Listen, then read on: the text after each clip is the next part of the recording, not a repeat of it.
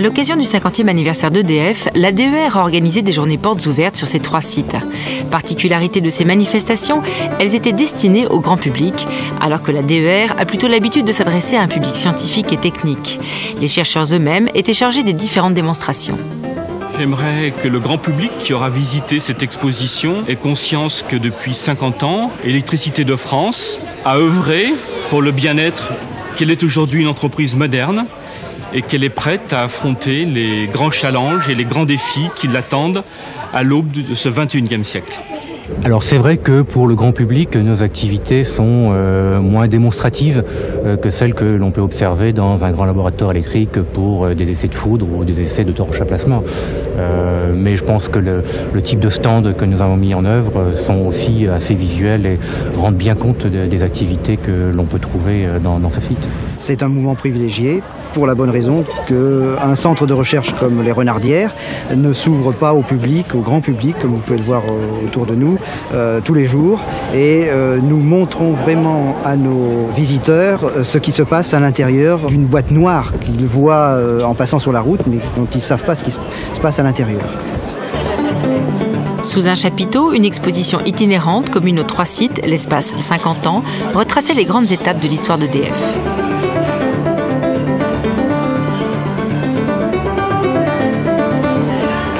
Je viens découvrir un petit peu le but du centre de recherche, là.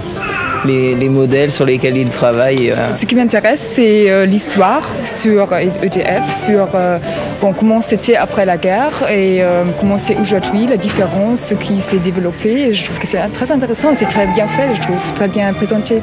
On a essayé de vulgariser l'information avec les chercheurs pour qu'elle soit présentable au public, qu'elle soit compréhensible par le public. Alors, je me suis effectivement promenée sur le terrain, j'ai visité les différents stands et j'ai trouvé des chercheurs réellement motivés qui adaptaient leur discours au public. Donc ils se sont bien fait comprendre du public, ont trouvé des gens ravis de l'information. L'amélioration du cadre de vie et notamment la prise en compte des problèmes d'environnement était l'un des axes majeurs de communication des chercheurs cette année. Je crois que ces journées portes ouvertes sont essentielles parce qu'elles montrent à un large public que nous sommes une entreprise qui s'est anticipée, qui s'est préparée l'avenir et je crois qu'en plus, nous le faisons grâce à nos clients. Donc nous leur devons de leur montrer que nous cherchons dans tous les domaines à améliorer, à être de plus en plus performants, à la fois techniquement et économiquement. Le stand de la réalité virtuelle était l'un des plus spectaculaires pour le grand public.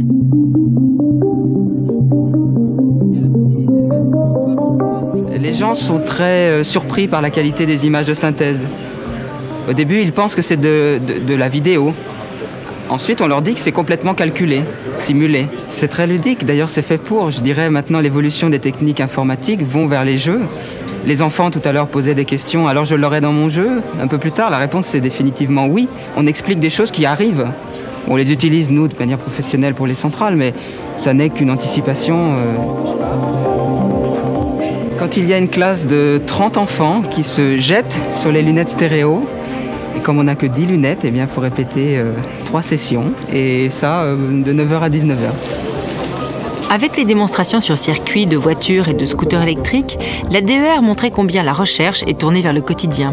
4000 visiteurs ont pu tester des véhicules électriques. La question la plus souvent posée est où est-ce que ça se vend et combien ça se vend.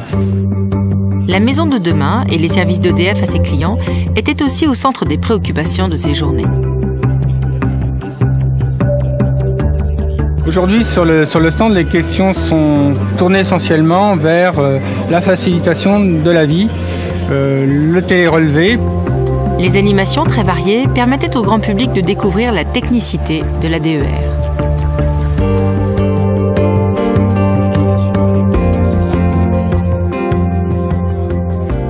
Ça demande pas mal de travail, d'autant plus qu'on essaye de le mettre en œuvre de manière attractive.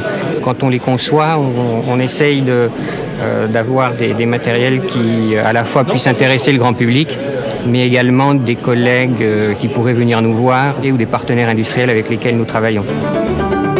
L'édition 1997 des Journées Portes Ouvertes a permis d'accueillir 15 000 visiteurs sur les 3 sites, un réel succès.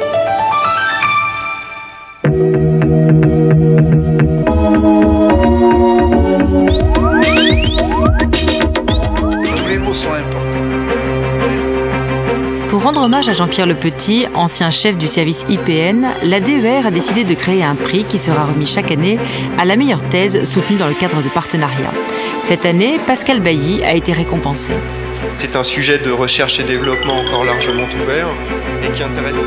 Ce sont ces travaux sur l'interaction turbulence-combustion, menés au LNH, qui ont remporté les suffrages du jury.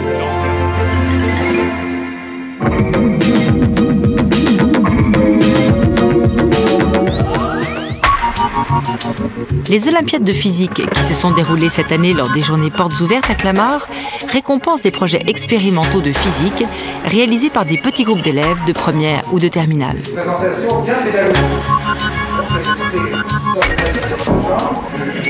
C'est bien ça. Alors félicitations à tout le monde, aux professeurs.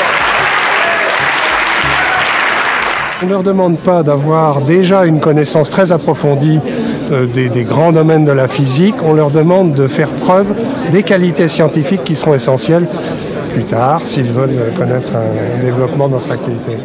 Favoriser la culture scientifique et technique au sein des établissements et développer l'esprit de recherche, telles sont les ambitions de ce concours interrégional qui permet aux élèves, encadrés par un de leurs enseignants, d'enrichir leurs recherches grâce au partenariat noué entre l'Union des physiciens, la Société française de physique, le CEA et EDF.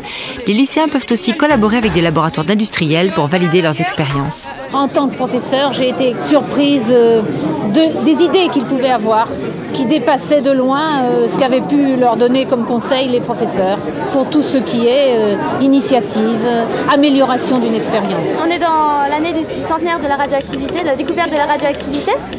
Et en plus, Becquerel est né pas très loin d'Orléans. Et ce qui fait que c'était un peu un gars de chez nous, donc on voulait s'intéresser à son travail. On a eu une année de plaisir parce qu'on a rencontré des chercheurs, des ingénieurs. Il y a systématiquement une idée de recherche. Donc il y a un tâtonnement, donc on essaie de les guider et il y a une connivence, il y a une très grande connivence qui s'établit dans ce sujet des Olympiades. Donc notre projet c'était de pouvoir comparer différentes thermos, comparer l'efficacité des thermos et voir lesquelles étaient les plus efficaces. C'est surtout de donner une autre image de la physique, de partir d'objets de la vie courante, de montrer que les lois physiques s'y retrouvent, et puis d'inciter les élèves à regarder un petit peu plus loin et éventuellement à se tourner plus tard vers la recherche. Des projets très variés ont été présentés au jury pour cette édition 1997. La radioactivité naturelle du granit, l'étude du spectre solaire par imagerie numérique, les expériences de physique à haute altitude. L'une des équipes lauréates avait planché cette année sur l'étude expérimentale du champ de pesanteur et du champ de gravitation.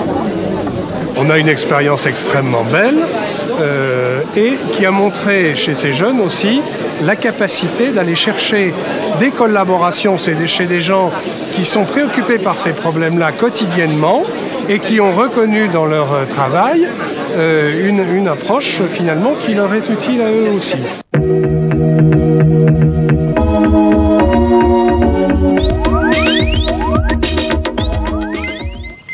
Les clubs CODEV, Coopération et Développement, ont fêté leurs 10 ans. Ils permettent à des salariés d'EDF de mettre leur métier au service de la solidarité. Un exemple, le club des études et recherches, après l'acheminement d'un groupe électrogène fourni par la DER à la ville de Siem Reap au Cambodge, vient de procéder au raccordement au réseau de ce groupe. Ce club s'occupe également de formation des jeunes. Je vais rappeler les expériences de base que nous avons faites. Aujourd'hui, les clubs CODEV regroupent plus de 300 personnes et développent plus de 40 projets dans 16 pays.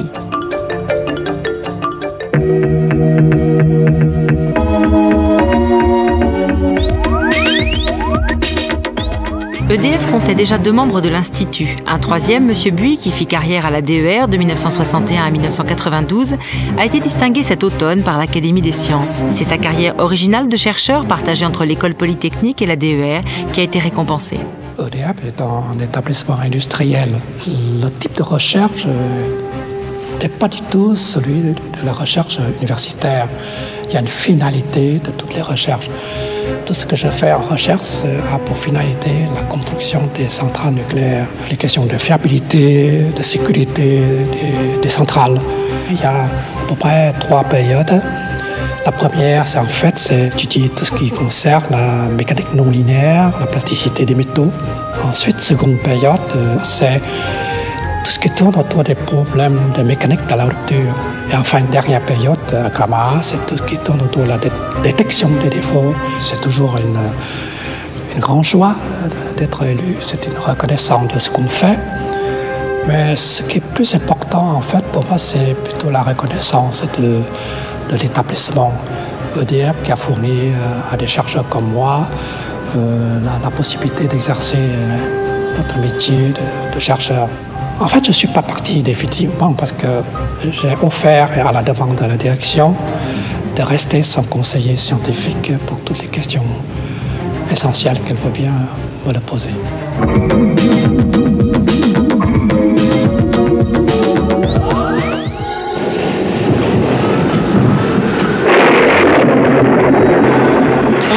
Que l'air est chargé d'électricité. Notre belle planète ne démentirait pas.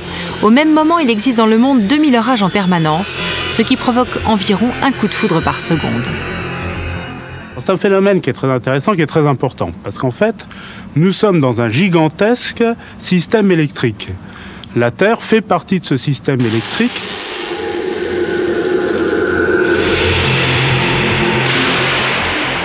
Donc les orages, en fin de compte, participent à un phénomène d'environnement important. Ils rechargent constamment la planète. L'étude de la puissance et de l'énergie dégagée par cette foudre font l'objet d'essais aux renardières. La foudre étant un phénomène électrique, perturbe de façon électromagnétique les systèmes de télécommunication, l'électronique, les ordinateurs, tous ces systèmes qui sont indispensables maintenant à l'homme moderne. Donc vous voyez, on est parti quand même d'une contrainte d'environnement qui est la foudre.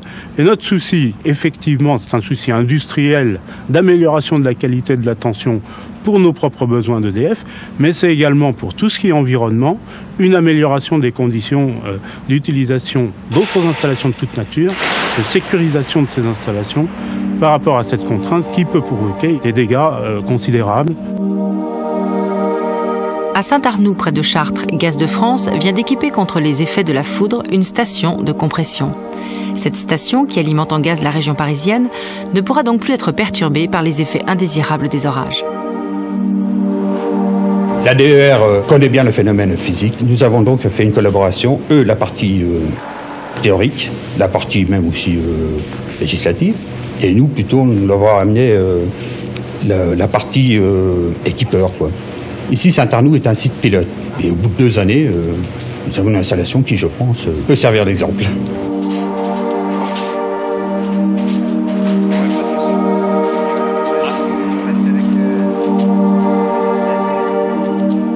Par exemple, le réseau d'éclairage est un réseau qui va capter la foudre de façon prioritaire, je dirais.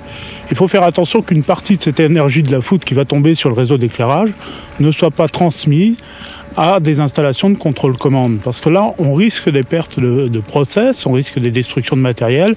Et en fait, ce sont là qu'on va trouver les risques les plus importants. La technique, utilisée pour la première fois, transforme la station elle-même en un véritable paratonnerre. Pour avoir une très bonne protection, le principe c'est d'avoir une continuité électrique systématiquement de toutes les installations. C'est pour ça que toutes les masses métalliques ont été reliées ensemble au réseau de terre. GDF, forte de cette expérience, va équiper maintenant chacune de ses 35 stations de compression. Ensuite, nous lançons les études sur les stockages souterrains, études similaires. Ensuite, sur les terminaux méthaniers. Et en parallèle, nous avons des stations en Corse, butane, propane, où nous faisons la même démarche.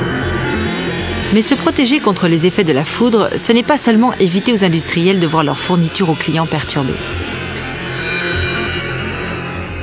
Les études et les essais sur la foudre restent fondamentaux parce qu'ils nous permettent de mieux comprendre et donc d'optimiser les systèmes de protection.